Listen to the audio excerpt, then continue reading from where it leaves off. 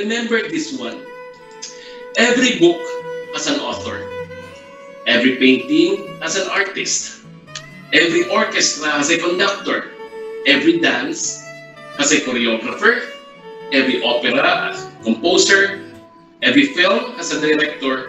Every sculpture has a sculptor. And every building has an architect.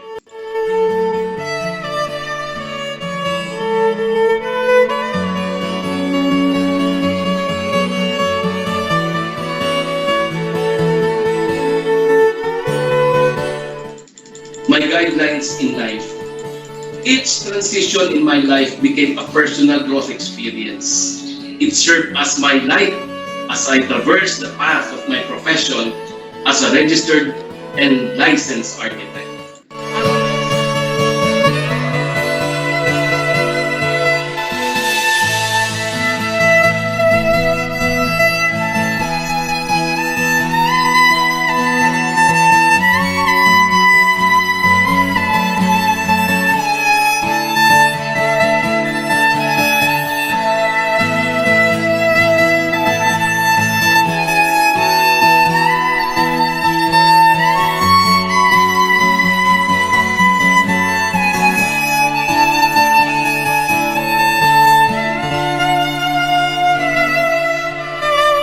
Allow me to share some guidelines I learned.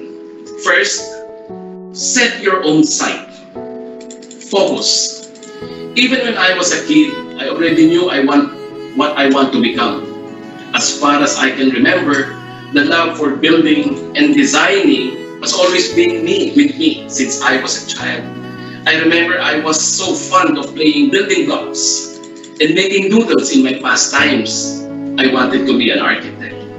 But coming from a poor family, my life in college is quite difficult as a working student, which helped me shape what I will eventually become as licensed architect. You know, before going to college, it was really an unforgettable one. I was trying to make ends meet during that time by juggling one job after the other so I can continue my further study in the university. I work as a janitor. I work as a dishwasher, a car washer, nag-rinse po ng taxi at that time, etc. Lahat po ata ng klaseng washer, napasukan ko na.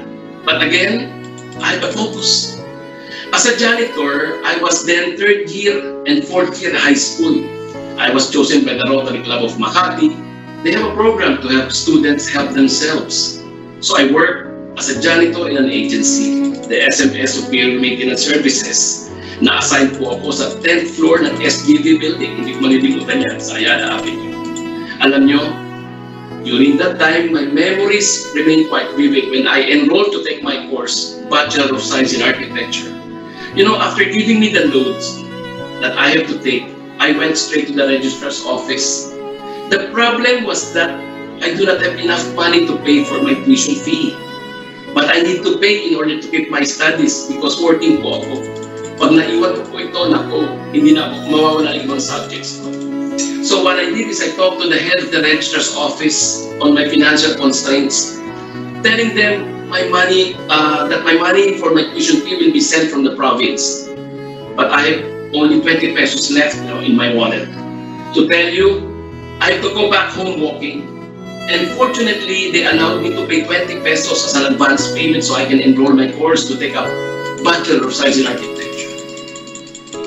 I have a focus. My dream that time was big and high. I was determined to achieve it. I studied well and exerted all energies and possibilities to become known in my craft. I journeyed rough and hold on to my dreams. Let me share with you a quote from William A. Ward. It says, "Study while others are sleeping. Work while others are loafing. Prepare while others are playing, and dream while others are wishing." I tell you now that no matter what your dreams may be, as long as it's yours, you have the total control and exclusive claim for its results. Second, challenge yourself. Like what I said this afternoon, difficulties are part of a cycle. To eventually experience growth and success, we must take the concerns and demands as opportunities to better ourselves. Remember, it is when you are tested that we discover our full potentials. Choose challenge over comfort, because striving means going out of your comfort zone. Alam po ninyo, when not working or studying, you will find me kneeling inside the Santa Cruz Church. The Quiapo Church, Baclaran Church. Naranasan ko lumakad ang paluhod mula pinto hanggang altar, praying fervently and hoping that God may grant me more strength as I face the challenges of being a working student. With the grace of the Lord, I graduated BS Architecture in the year 1985. First batch po kami ng 5-year curriculum. And with God's grace and mercy, I passed the Architect's Licensure Examination in the same year, 1985. I have a focus again. I challenge myself that I really need to pass the exam to be an architect so I can support the dedication of my sick mother. I had done much better than I had expected, but I wanted to experience more. So I decided to hurdle all obstacles, work hard, and challenge myself more. Focus.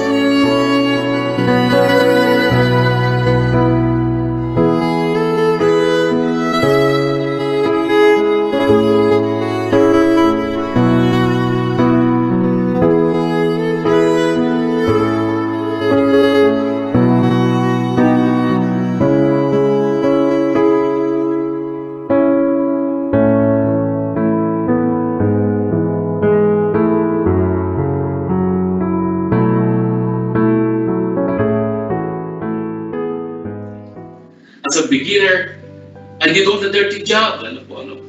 So my advice, keep on learning and don't just be complacent with what you have learned. Lifelong learning is the key to a longer, healthier, more satisfying and productive life. Exercise your mind. Learn something new every day. Whenever, whatever. Learn for your own advancement, as the late Ernie Baron said, kapag may knowledge, may power. Third, seek opportunities. To sit in the presence of greatness. To sit in the presence of greatness does not mean talking to a great architect or a business tycoon. You can sit in the presence of a greatness by meeting with someone you admire and respect, but probably do not personally know. They too can be opportunities for your greatness. Higit lalo sa mga nakakausap natin at nakakasalamuha sa araw-araw, ay kailangan nating pangalagaan ang ating salita at ang pagiging tapat or honesty. Dapat nating isakatuparan o gawin ang anumang sinabi o pinangako natin sa ating mga kliyente. Sila ang magiging tulay natin sa mga susunod na proyekto.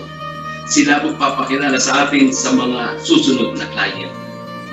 Hanapin natin ang oportunidad at isang puso na anuman na o sino man na nakakasama natin o nakikilala natin sa araw-araw ay magiging kabahagi ng ating pangarap. Again, value the people you meet, for they will lead you to success. You know, blessings poured in after my graduation in 1985. I welcome opportunities for me to work abroad in 1986. I was in Riyadh, Kingdom of Saudi Arabia, when I was exposed to the practice of architecture and landscape architecture, knowing great architects whom I can only find in books. To tell you, it was exciting.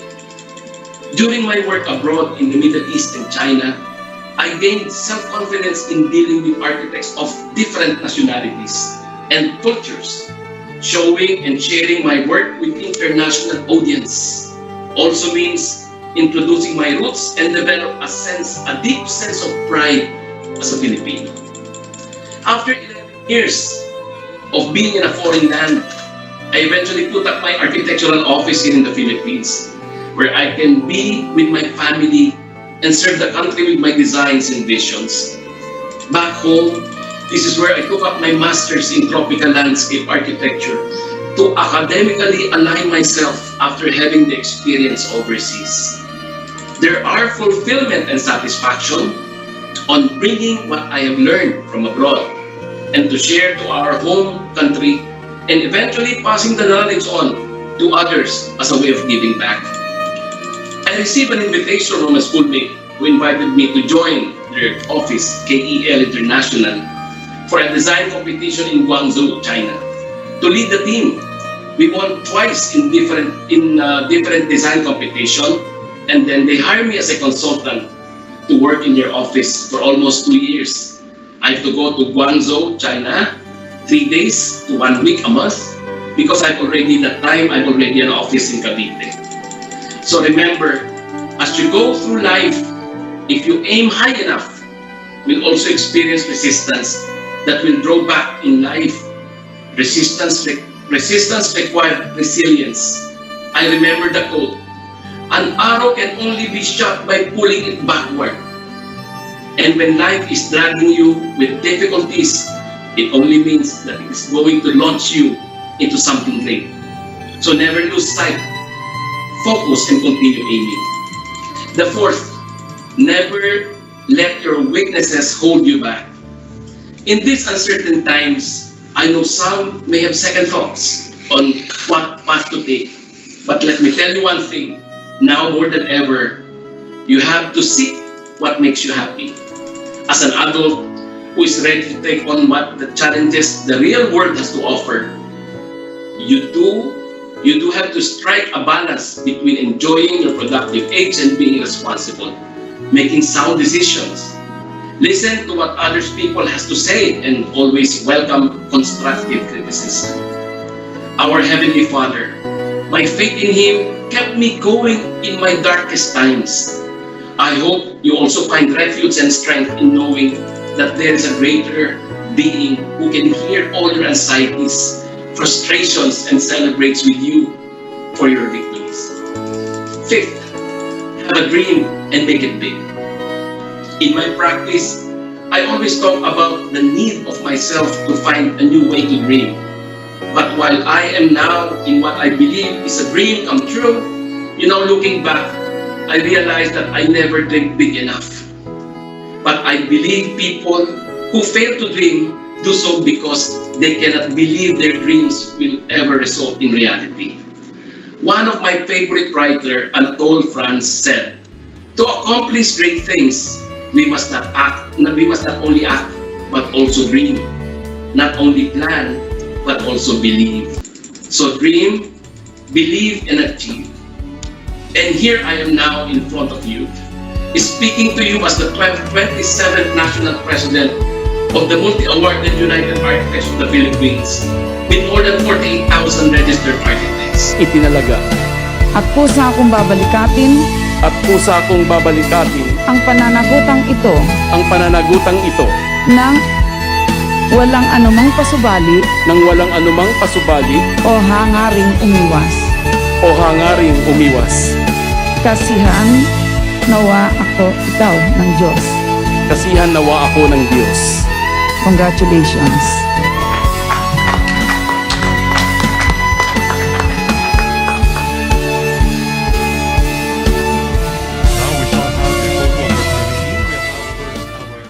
Newly inducted. Hold on to your dream and never stop dreaming. Dream high to the next level. Believe me when I tell you, you can go farther than you think. Never let anyone dictate you what and how to dream. The talent and wisdom that manifests to you brought your presence here this afternoon. But after this, you are again being challenged to set your sight onto the next dream and continue to strive for what may seem become your reach.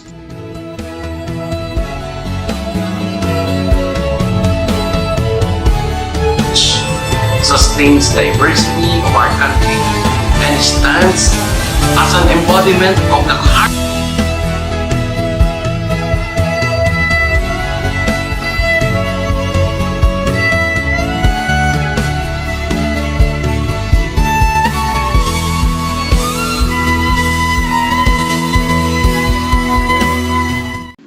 I'm a firm believer in persistence and determination.